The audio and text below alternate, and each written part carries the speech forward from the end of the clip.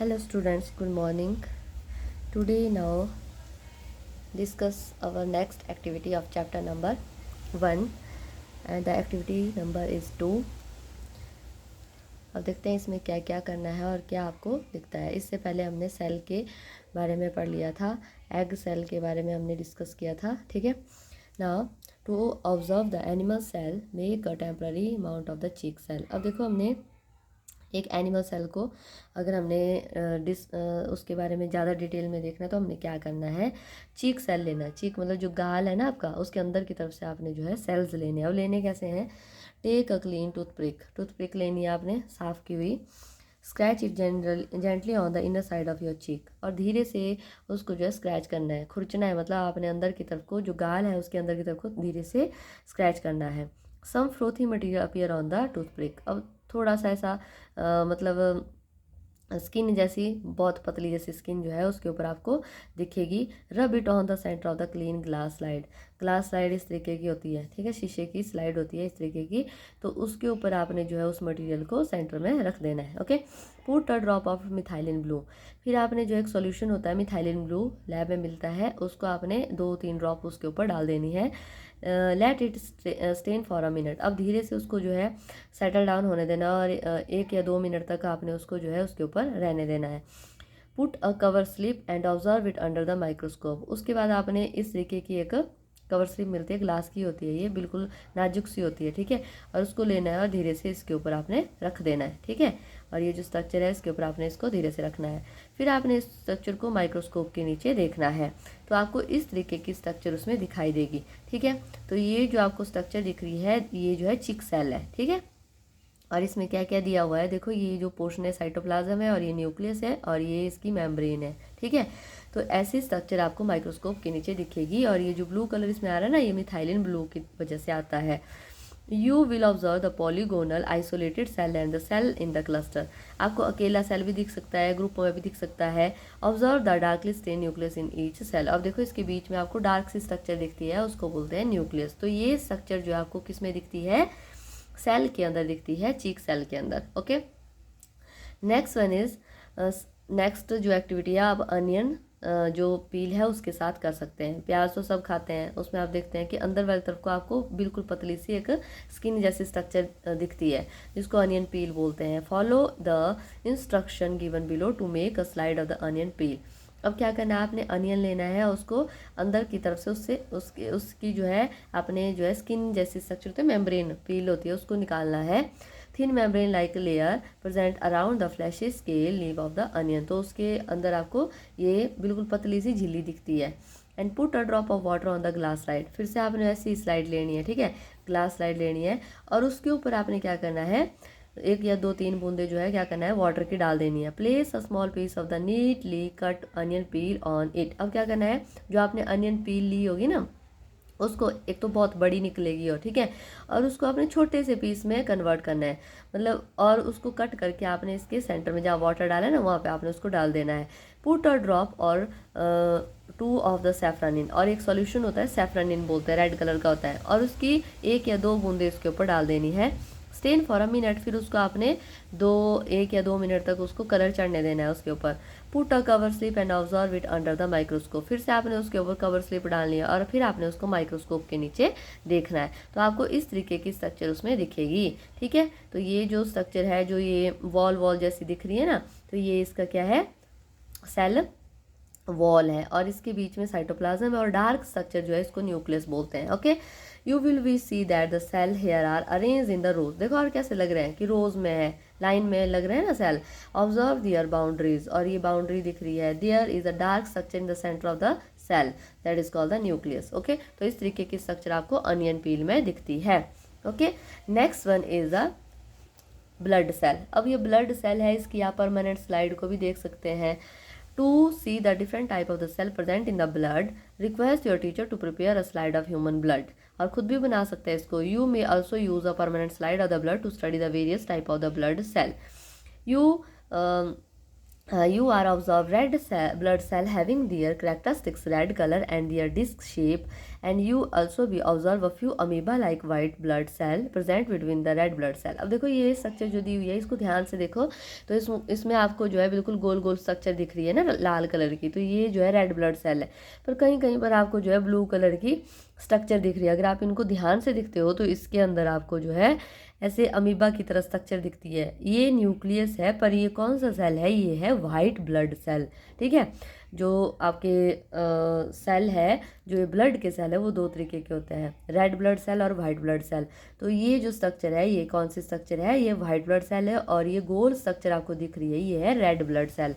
ठीक है, तो ये जो वाइट ब्लड सेल है ये स्कैवेंजर की तरह काम करता है। अगर हमारी बॉडी में कोई भी इन्फेक्शन आता है तो उसको किल करने का काम जो है ये वाइट ब्लड सेल करते हैं। ठीक है, अंडरस्टैंड? तो ये आपका एक्टिविटी होगी जिसमें आपने डिफरेंट 3 टाइप के जो सेल है वो देखे। तो इसमें कौन सा है? चीक सेल है, दूसरा अनियन पील का देखा, और तीसरा जो है रेड ब्लड सेल देखा। Okay, now next one, part of the cell. अब सेल के अंदर कौन कौन से पार्ट होते हैं? अब तक हमने सेल का देख लिया, स्ट्रक्चर कैसा, साइज कैसा है। ठीक है, और अब हम इसके पार्ट देखते हैं कि अंदर इसमें कौन कौन से पार्ट दिखते हैं। अभी तक तो हमने 2 या 3 पार्ट देखे थे, एक सेल वॉल देखी थी, न्यूक्लियस देखा, साइटोप्लाज्म देखा। ठीक है, पर इसमें और भी बहुत सारी स्ट्रक्चर्स होती हैं, बहुत सारे पार्ट होते हैं जो कि अपना अपना डिफरेंट काम करते हैं। The cell consist of a living protoplasm surrounded by the cell membrane. अब देखो ये जो सेल है ना, इसके अंदर जितने भी पार्ट आपको दिख रहे हैं जो लिविंग है, और इस सेल को जिंदा रहने के लिए जो जो भी काम करते हैं उनको सबको बोलते हैं प्रोटोप्लाज्म। क्या बोलते हैं? प्रोटोप्लाज्म। तो जितना भी कंटेंट इसके अंदर है, जो भी इसमें पार्ट है यूज़ हो रहे हैं, जो पूरे सेल को सर्वाइव करने के लिए हेल्प करते हैं, उसको बोलते हैं प्रोटोप्लाज्म। और ये जो है एक स्ट्रक्चर से सराउंडेड होता है पूरा सेल, जिसको बोलते हैं cell membrane. And the protoplasm consist of the cytoplasm and the nucleus. अब प्रोटोप्लाज्म के अंदर यहाँ पर इन्होंने 2 ही चीज़ें दी है, एक साइटोप्लाज्म होता है और दूसरा न्यूक्लियस होता है। पर जितने भी पार्ट इसके अंदर होते हैं जो भी सेल को हेल्प करते हैं वो सारे प्रोटोप्लाज्म कहलाते हैं। Okay, cytoplasm contain a number of structure which is called the cell organelles. तो साइटोप्लाज्म के अंदर और भी बहुत सारे स्ट्रक्चर होते हैं, 1 बाय 1 हम आगे पढ़ेंगे, तो उनको बोलेंगे cell organelles. Organelles are therefore structure present within a cell that help it to perform its relevant function. तो जितने भी ऑर्गेनेलीज सेल के अंदर होती है वो सारे के सारे बहुत इंपॉर्टेंट काम करते हैं और बहुत यूनिक फंक्शन है सबके। Let us learn more about the different part of the cell. तो चलो डिटेल में एक एक जो ऑर्गेनेली है उनके बारे में पढ़ते हैं। First one is the cell membrane. बाहर से स्टार्ट करते हैं सेल मेम्ब्रेन से। अब ये जो स्ट्रक्चर दिख रही है that is the cell membrane. All the living cell are bounded by the membrane is called the plasma membrane. तो जितने भी लिविंग सेल है ना उनमें एक मेम्ब्रेन होती है, उसको प्लाज्मा मेम्ब्रेन बोलते हैं, और द सेल मेम्ब्रेन भी उसको बोलते हैं। It's surrounds it's inner jail like material is called the protoplasm. तो ये जो प्लाज्मा मेम्ब्रेन है या सेल मेम्ब्रेन है ये एक जेल लाइक मटीरियल को कवर करता है जिसको प्रोटोप्लाज्म बोलते हैं। The plasma membrane control the entry and exit of the substances as per the requirement of the cell. तो प्लाज्मा मेम्ब्रेन का बेसिक काम क्या है? ये एंट्री और मतलब सेल के अंदर क्या जाएगा और सेल के अंदर से बाहर की तरफ कौन सा सब्सटेंस आएगा उसकी एंट्री और एग्जिट को ये कंट्रोल करता है। Okay, and the cell of the plant, fungi and the bacteria have an additional outer covering is called the cell wall. तो ये जो सेल मेम्ब्रेन है इसके बाहर से एक एडिशनल कवरिंग होती है जिसको बोलते हैं सेल वॉल। तो जो प्लांट सेल है उसमें ये सेल वॉल होती है और जो एनिमल सेल है उसमें सेल वॉल अब्सेंट होती है। ठीक है, तो इस तरीके की स्ट्रक्चर होती है सेल के बाहर से। ठीक है, next one, the cell wall is an important covering of the plant cell. तो प्लांट सेल की एक इम्पॉर्टेंट कवरिंग है ये सेल वॉल। ये प्रोवाइड करती है rigidity and protection to cell against the variation of the environment. तो जैसे एनवायरनमेंट अब प्लांट है कैसे बाहर रहता है ना, तो अलग अलग कंडीशन इसमें आती है, तो ये सारी डिफरेंट कंडीशन से जो है प्लांट के सेल की रक्षा करता है जो सेल वॉल होता है। It also give a definite shape, size and support to the cell. तो ये एक शेप भी प्रोवाइड करता है, साइज प्रोवाइड करता है और साथ में सपोर्ट करता है सेल को। ठीक है, तो ये हमने पहला ऑर्गेनेलिज पढ़ लिया इसमें cell membrane. Next one is the cytoplasm.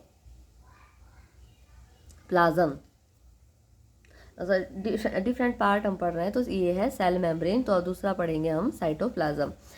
The portion of the protoplasm lying inner to the cell membrane but outside the nuclear membrane is called the cytoplasm। और जो पोर्शन है प्रोटोप्लाज्म का जो इनर साइड में होता है cell membrane के, पर थोड़ा सा वो जो है आउटसाइड द न्यूक्लियर मेम्ब्रेन। अब न्यूक्लियस है ना, ये इसकी मेम्ब्रेन के बाहर, मतलब इसके बाहर और इसके अंदर जो भी पोर्शन है इसको बोलेंगे साइटोप्लाज्म। और ये बिल्कुल वाटर की तरह होता है। Cyto means hollow, plasma means liquid, मतलब खाली स्पेस में लिक्विड भरा होता है जिसको साइटोप्लाज्म बोलते हैं। It act as a ground substance for its all the cell activities, मतलब ये एक ग्राउंड सब्सटेंस की तरह काम करता है जिसमें सेल की सारी एक्टिविटीज होती है। It is made up of the carbohydrate, protein, fat, mineral and vitamin. तो ये किससे बना होता है? इसमें कार्बोहाइड्रेट भी होती है, प्रोटीन भी होता है, फैट भी होता है, मिनरल भी होते हैं, विटामिन भी होते हैं और बहुत सारा इसमें वाटर का कंटेंट भी होता है। All these component work together to provide a unique living nature of to the protoplasm. तो जितने भी कंपोनेंट है ये सारे के सारे इकट्ठा काम करते हैं और एक यूनिक लिविंग नेचर बनाते हैं प्रोटोप्लाज्म का। ठीक है, next one is the nucleus. In this, it is the most important part of the cell. It generally lie in the center of the cell. और इसको न्यूक्लियस को ब्रेन ऑफ द सेल भी बोला जाता है। अब जैसा हमारा ब्रेन है वो कंट्रोल करता है पूरी बॉडी को, वैसे ही जो न्यूक्लियस है वो कंट्रोल करता है पूरे सेल को और ये बहुत इंपॉर्टेंट पार्ट है और सेंटर में होता है ये। ठीक है, प्लांट के केस में सेंटर में होता है, एनिमल के केस में थोड़ा साइड में होता है। However in some cases it may also occupy the peripheral position. It is control all the activities of the cell. तो ये बहुत सारी एक्टिविटीज़ को कंट्रोल, मतलब मैक्सिमम एक्टिविटीज़ को कंट्रोल करता है। The nucleus is a dense structure is bounded by the nuclear membrane. और ये एक घनी सी स्ट्रक्चर होती है, मोटी बॉल की तरह स्ट्रक्चर होती है और इसके बाहर से भी एक मेम्ब्रेन होती है जिसको न्यूक्लियर मेम्ब्रेन बोलते हैं। Okay, the protoplasm of the nucleus is called the nucleoplasm. और इस न्यूक्लियस के अंदर जो भी कंटेंट है उसको क्या बोलते हैं? Nucleoplasm. It has a thread like network is called the chromatin. और इसको ध्यान से देखते हैं तो इसके अंदर बिल्कुल धागे की तरह स्ट्रक्चर होती है जिनको क्रोमैटिन बोलते हैं। When the cell is ready to divide the chromatin condense to form the thicker thread like structure. जब मतलब इस सेल ने डिवाइड करना है, ये पूरा सेल है ना, अभी एक दिख रहा है। अगर मान लो सेल को लगता है कि मेरा जो कंटेंट है वो ज़्यादा हो गया है, मैंने 2 पार्ट में डिवाइड होना है, 2 सेल बनाने हैं, तो सबसे पहले जो इसका जो क्रोमैटिन है इसके अंदर जो थ्रेड लाइक स्ट्रक्चर होती है पहले वो बिल्कुल पतले से धागों के रूप में होगी और धीरे धीरे वो जो थ्रेड है वो कैसे हो जाएंगे? कंडेंस हो जाएंगे। ठीक है, मतलब पहले वो ऐसे दिखेंगे और धीरे धीरे वो जो थ्रेड की स्ट्रक्चर है वो इस तरीके के मोटी हो जाएगी। ठीक है, और वो जो कंडेंस स्ट्रक्चर है, थिक स्ट्रक्चर है, उसको हम क्या बोलते हैं? क्रोमोजोम बोलते हैं। And this chromosome are the structure responsible for the characters that is gene inherited by one generation from the earlier generation.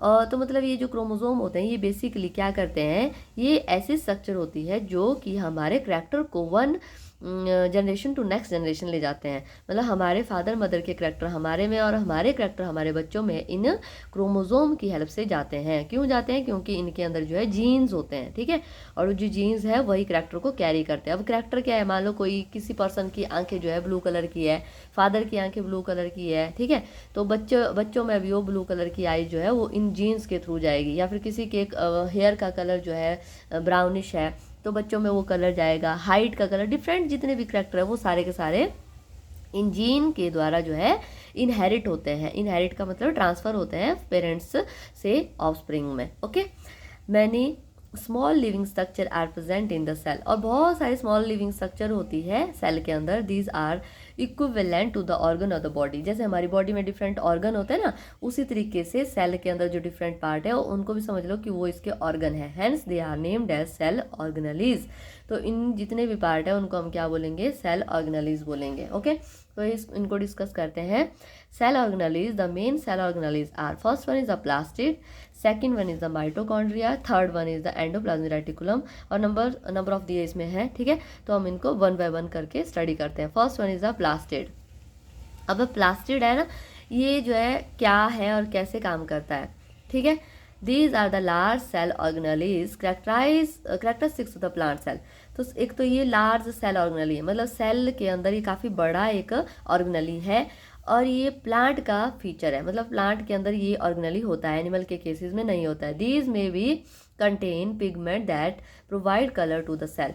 और ये एक ऐसा पोर्शन है, ऐसा पार्ट है जो कि एक पिगमेंट कंटेन करता है, मतलब कलरफुल सब्सटेंस कंटेन करता है जो कि सेल को कलर देता है। The green colour plastid is called the chloroplast. अब कई जैसे ट्रीज देखे आपने तो लीव्स कैसी होती है, ग्रीन कलर की होती है ना, तो लीव्स में जो प्लास्टिड होता है उसमें ग्रीन कलर होता है, उसको क्लोरोप्लास्ट बोलते हैं। And they manufacture food for the green plant by the process of photosynthesis. और ये क्लोरोप्लास्ट क्या करता है, ये भोजन बनाने का काम करता है पौधों की पत्तियों में, किसकी हेल्प से, फोटोसिंथेसिस की हेल्प से। Okay, this plastid associate with the different coloured part of the plant like fruits, vegetable and the flowers. तो ये जो प्लास्टिड है, जैसे डिफरेंट पार्ट है उनमें डिफरेंट कलर का होता है, और जिसको क्रोमोप्लास्ट बोलते हैं। अगर मान लो फ्लावर है तो फ्लावर का कलर रेड है तो उसमें रेड कलर का क्रोमोप्लास्ट होगा, ठीक है। वेजिटेबल है येलो कलर का है तो उसमें येलो कलर का क्रोमोप्लास्ट होगा।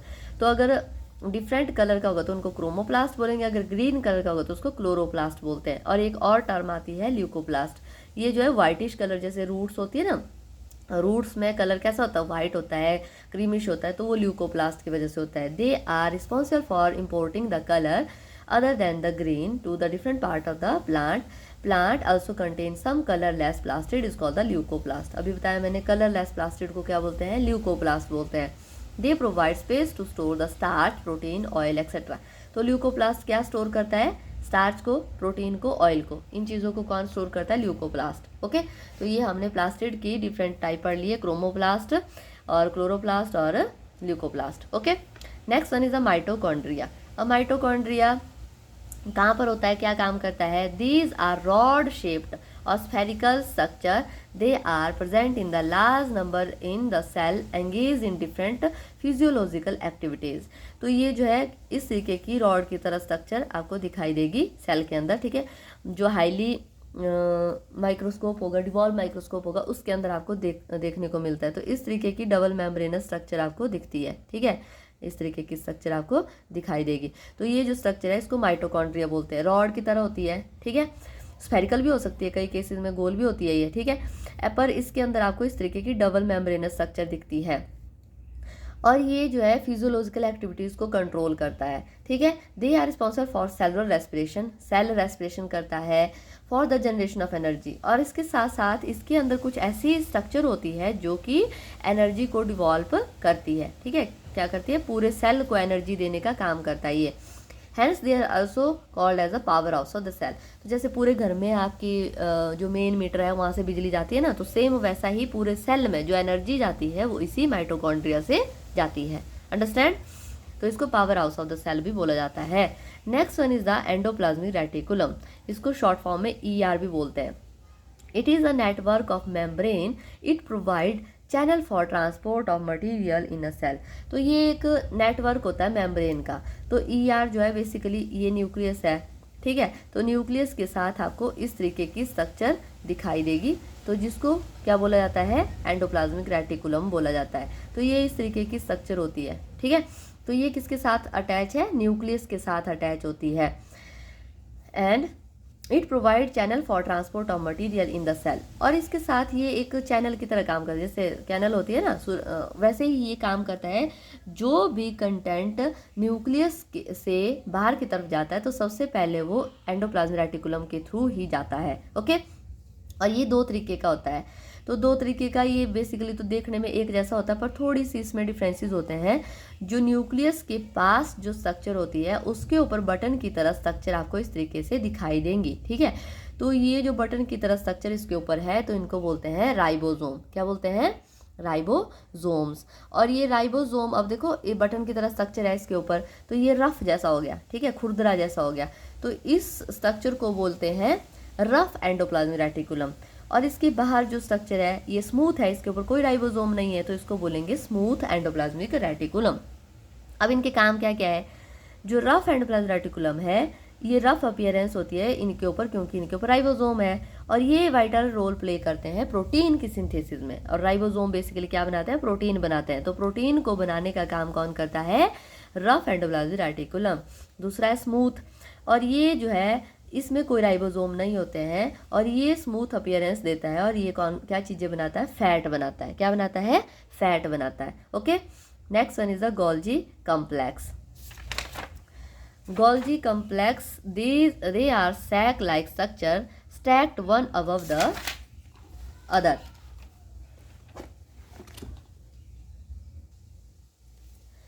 दे are involve in the processing and packaging of material produce by the cell.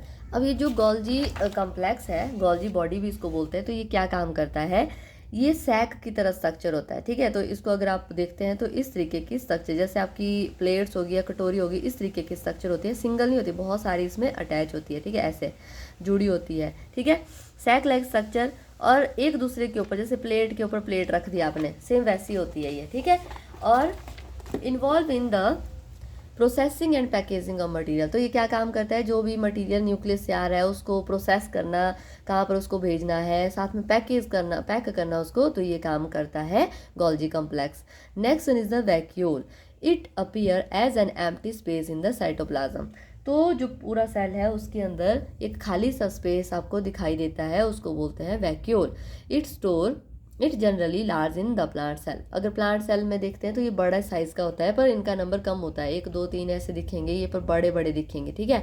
It store excess of water and waste product, बहुत सारा एक्सेस वाटर है या वेस्ट प्रोडक्ट है, वो सारा का सारा इसमें स्टोर होता है। In amoeba food material are held in its food vacuole for digestion. तो जो अमीबा है ना, अमीबा के अंदर जो वैक्यूल है उसके अंदर जो है क्या होता है, फूड आता है, जैसे उसको कैप्चर करता है, फूड को कैप्चर करता है, तो वो वैक्यूल की फॉर्म में उसके अंदर रहता है, फिर उसके बाद वो केमिकल कैप्सूल उसको ब्रेक डाउन करता है, ठीक है। Next one is the ribosome. अभी मैंने पढ़ाया आपको कि जो आपका एंडोप्लाज्मिक रेटिकुलम है उसके ऊपर बटन की तरह स्ट्रक्चर होती है, जिनको राइबोसोम बोलते हैं। ये टाइनी ग्रेन्यूल होते हैं present in the cytoplasm and on the rough endoplasm, मतलब साइटोप्लाज्म में भी ये पड़े होंगे, पर साथ में ये जो है एंडोप्लाज्मिक रेटिकुलम के ऊपर भी अटैच होंगे, और ये प्रोटीन सिंथेसिस में हेल्प करते हैं, okay. Next one is the cilia and the flagella. Cilia और फ्लैजिला ये क्या चीज़ें हैं, ये मतलब सिलिया जो है ना बेसिकली हेयर की तरह स्ट्रक्चर होते हैं, छोटे हेयर समझ लो, और फ्लैजिला जो है बड़े हेयर समझ लो, ठीक है। And some cells have the small extension on their cell membrane, this help in locomotion and collection of the food. अब ये जो स्ट्रक्चर आपको दिख रही है, ये पीछे भी देख लिया आपने, ये क्या है, ये आपका यूग्लिना है, और ये दूसरी स्ट्रक्चर है, ये पैरामीशियम है, ठीक है। अब इनके ऊपर बाहर की तरफ आपको बिल्कुल टाइनी से ऐसी स्ट्रक्चर दिख रही है, बिल्कुल बालों की तरह स्ट्रक्चर दिख रही है ना, तो दीज आर द सिलिया। और ये जो सिलिया होते हैं ये क्या करते हैं, ये लोकोमोशन का मतलब है चलने में हेल्प करते हैं, मतलब ये अगर मूव करना चाहता है, आगे जैसे जाना चाहता है, तो उसको ये सिलिया की हेल्प से जाएगा। और इसके साथ साथ मान लो यहाँ पर फूड है, तो इसको फूड अपने पास लाना है, तो ये सिलिया को ये मूव करेगा, जिसकी हेल्प से फूड जो है इसके अंदर जाएगा, ठीक है। Unicellular organism like paramecium and the numerous cilia while the Euglena has a single flagella. अब इसके अंदर बहुत सारे सिलिया होते हैं, और जो आपका यूग्लिना है उसके पास सिंगल फ्लैजिला होता है। अब देखो इसमें डिफरेंस भी आता है करने को, जो सिलिया होते हैं उनका नंबर ज़्यादा होता है और फ्लैजिला का नंबर कम होता है। सिलिया जो है स्मॉल इन साइज़ के होते हैं, और फ्लैजिला जो है वो लार्ज या लॉन्ग इन साइज़ है, ठीक है। तो ये जो है आपके सिलिया और फ्लैजिला हो गए, तो दोनों स्ट्रक्चर आपको अच्छे से डिफ्रेंशिएट हो रही है। All these cell organelles work together to perform the different function of the cell. तो जितने भी सेल ऑर्गेनेलीज है वो सारे के सारे इकट्ठे काम करते हैं, और पूरा सेल को वो जो है सर्वाइव करने में हेल्प करते हैं। Understand? Thank you so much. इससे आगे जो हम नेक्स्ट क्लास में पढ़ेंगे।